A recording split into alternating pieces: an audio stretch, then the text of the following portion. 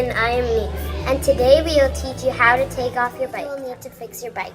2 tire levers and 2 crescent wrenches. We're going to be taking the tire off the bike. So you'll need your crescent wrench. A tip is, if you hold it up here, you'll get less force and it'll be harder to do. If you hold it down here, now that the tire is off the bike, we need to take off the actual rubber part. How you can do this is take this right here, and you can stick it in, and after you do that, then just flip it around and pull it like that. Then you'll take your other one and just pull it around, and then you can take it out after you've done some of it. You just keep pulling it, and then it's off. And you want to make sure before you do this that you have most of your air out. And how you do that is there should be a little thing, pointy thing right here. And now what we need to do is put the tube back in. So what you have to do is find this air thing and find the hole. The hole is right here. So make sure you have a gap between. Then you can start shoving it in and start doing. And if you need to let out a little air while you're doing that, that's totally fine. Just don't take out all of it, because then it will lose its shape and it might not work as well. It'll be folded.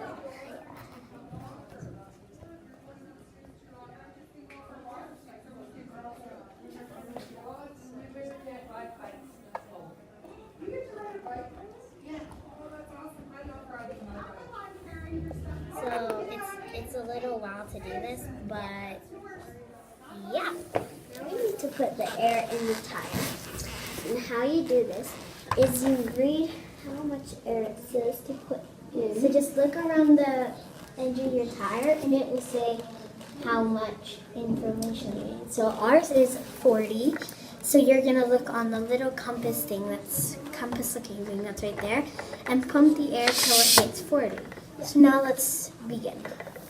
And you also gotta make sure.